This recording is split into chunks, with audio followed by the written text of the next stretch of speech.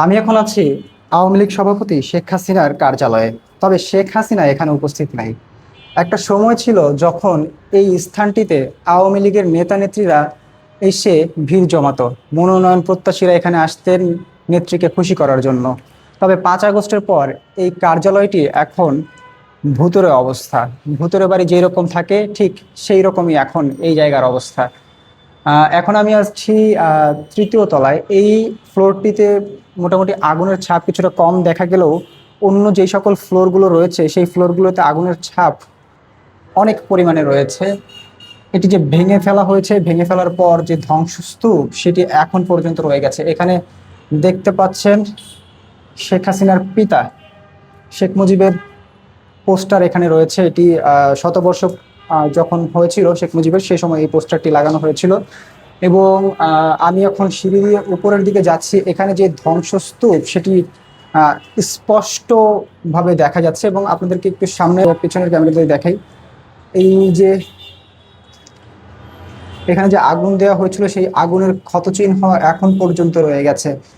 এবং এক আওয়ামী লীগ যে প্রভাব প্রতিপত্তি দেখাতো, মানুষের ওপর যেই নির্যাতন তারা করত, সেটি সেই দম্ভ তাদের এখন কোথায় গিয়েছে? আওয়ামী লীগের সভাপতি শেখ হাসিনা সে এখন দেশে নেই, ভারতে আশ্রয় নিয়ে আছেন এবং তাদের যে নেতাকর্মী তারাও এখানে আসতে পারছেন না। হঠাৎ মাঝে মাঝে তারা আসছেন, এখানে এসে ঝটিকা মিছিল করছেন, করে আবার তাদের ফিরে যেতে হচ্ছে।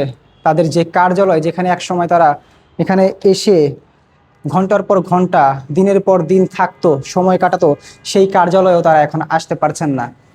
এই যে দেখতে পাচ্ছেন এই তাদের কার্যালয়ের অবস্থা। আর নিচের দিকে এখানে তাদের যে জিনিসপত্র ছিল সেগুলো ভেঙে ফেলা হয়েছে, পুড়িয়ে ফেলা হয়েছে এবং আওয়ামী অনেক ডকুমেন্ট যেগুলো এই অফিসের মধ্যে ছিল সেগুলো এখানে ছড়িয়ে ছিটিয়ে আছে। এবং অনেক কার্ড, লিফলেট এখানে দেখা যাচ্ছে। এছাড়াও এখানে একটি জুতো দেখা যাচ্ছে।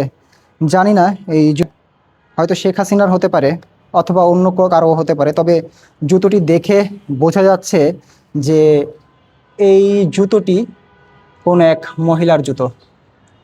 এবং এই পাশটাতে ওয়াশরুম আছে তাদের। এই ওয়াশরুমের ভেতরে যদি দেখাই, তাদের যে কমোডটি ছিল সেই কমোড পর্যন্ত ভেঙে ফেলা হয়েছে। এই হচ্ছে বর্তমানে আওয়ামী লীগ কার্যালয়ের অবস্থা। আর একটা মজার বিষয় যদি দেখে, এখানে কোনো একজন প্রেমিক প্রেমিকা তার নাম লিখে রেখে গিয়েছে এবং কোনো একজন মানুষ এখানে তার নাম্বারটাও দিয়ে গিয়েছে। যাই হোক, এটা একটা ফানি ব্যাপার। যেটা বলছিলাম যে আওয়ামী লীগ কার্যালয়ের বর্তমান অবস্থা আপনাদেরকে একটু দেখাচ্ছি। এটি ছিল শেখ হাসিনার কার্যালয়ে ধানমন্ডিতে এবং এর বর্তমান অবস্থা এই।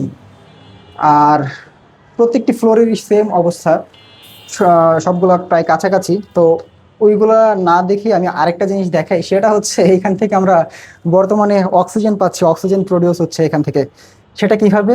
সেটা হচ্ছে এখন আমি চলে এলাম আওয়ামী লীগের কার্যালয়ের ছাদে এবং এই ছাদের মধ্যে অসংখ্য গাছ হয়েছে। এই যে দেখতে পাচ্ছেন অসংখ্য গাছ এখানে হয়েছে, পরিত্যক্ত পড়ে আছে বিধায়। তো এই গাছ থেকে আমরা অক্সিজেন পাচ্ছি। তো আওয়ামী লীগকে এই জন্য ধন্যবাদ যে আপনাদের কার্যালয়টি আপনারা পরিত্যক্ত অবস্থায় রেখেছেন, এখানে গাছ হচ্ছে, এর মাধ্যমে অক্সিজেন প্রডিউস হচ্ছে, আমরা নিঃশ্বাস নিতে পারছি। এজন্য অন্তত আওয়ামী লীগকে ধন্যবাদ দিচ্ছি। এই দেখতে পাচ্ছেন এখানে যে গাছগুলো আওয়ামী লীগের নেতাকর্মীরা লাগিয়েছিল সেগুলো পড়ে আছে এবং ফ্লোরের মধ্যেও মাটি পড়েছে, শ্যাওলা পড়েছে এবং এই শ্যাওলা থেকে আবার গাছ জন্ম নিয়েছে।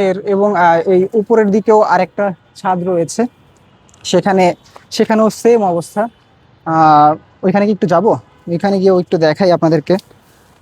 তো এসেছিলাম আওয়ামী লীগ কার্যালয়ের বর্তমান অবস্থা কি সেটা দেখার জন্য এবং এসে দেখলাম সবগুলো ফ্লোরে ফ্লোরে তাদের যে ডকুমেন্টস এবং আসবাবপত্র যেগুলো ছিল সেগুলো তো অনেকে চুরি করে নিয়ে গিয়েছে।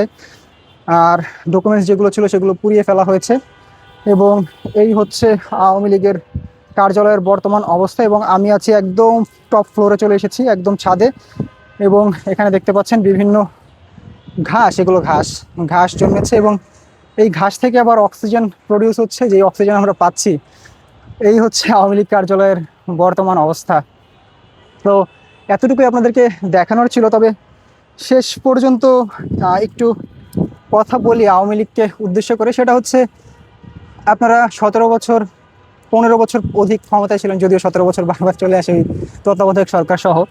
তো এই 15 বছরের অধিক সময় আপনারা ভালো কাজ তো অবশ্যই কিছু করেছেন, তবে আপনারা অনেক অনেক খারাপ খারাপ কাজ করেছেন, মানুষ মেরেছেন, গুম করেছেন, খুন করেছেন, আপনাদের নেতাকর্মীদের বিরুদ্ধে অসংখ্য ধর্ষণের মামলা রয়েছে। তো এই কাজগুলো আপনাদের অবশ্যই করা উচিত হয়নি, এবং ক্ষমতা কখনো চিরস্থায়ী হয় না।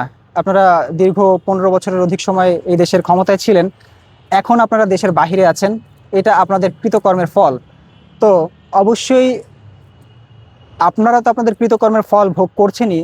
অন্য যে সকল দল রয়েছে, রাজনৈতিক দল বাংলাদেশে রয়েছে, যারা মনে করে যে দেশে একবার ক্ষমতায় আসতে পারলে বোধহয় সারা জীবন থেকে যাওয়া যাবে, তাদের এখান থেকে শিক্ষা নেওয়া উচিত যে এখন আমি যে স্থানটিতে বসে আছি, এই স্থানটি আওয়ামী লীগের সভাপতি শেখ হাসিনার কার্যালয় ছিল, এবং এখানে একসময় নেতা কর্মীদের প্রচুর সমাগম ছিল, মনোনয়ন প্রত্যাশীরা এখানে আসতেন, অন্যান্য নেতাকর্মীরা এখানে আসতেন, অঙ্গ সংগঠনের নেতাকর্মীরা এখানে আসতেন শেখ হাসিনাকে দেখার জন্য, শেখ হাসিনাকে খুশি করার জন্য।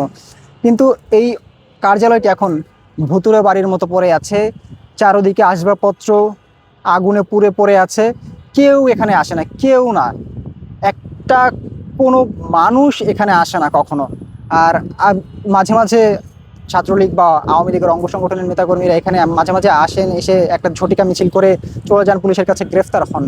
তো একদম নোংরা অবস্থায় এটি পড়ে আছে। তো যেটা বলছিলাম যে বাংলাদেশের অন্যান্য যে রাজনৈতিক দলগুলো আছে, আপনারা এখান থেকে শিক্ষা গ্রহণ করেন যে ক্ষমতা কখনো চিরস্থায়ী হয় না, এবং আজ আপনি ক্ষমতায় আছেন বিধায় সবসময় যে ক্ষমতায় থাকবেন তা নয়। সুতরাং দেশের জন্য কাজ করুন, দেশের মানুষের জন্য কাজ করুন, মানুষ আপনাদেরকে মনে রাখবে। এই এতটুকুই বলা ছিল। আর আরেকটু বলি, সেটা হচ্ছে নিচের দিকে একদম নিচের ফ্লোরে কয়েকজন পুলিশ থাকে সবসময়, এখানে পাহারায়, কাউকে ভিতরে ঢুকতে দেওয়া হয় না। তো আমি এখানে এসেছি আমার প্রফেশনাল কাজে, পেশাগত দায়িত্ব পালন করার জন্য। তো আওয়ামী লীগের নেতাকর্মীকে আবার মনে করেন না যে আপনারা এখানে আসবেন, এসে ভিতরে এসে এইভাবে ভিডিও বানাবেন, এইটা সম্ভব না, আপনাদেরকে পিটাবে ধরে। আল্লাহ হাফেজ।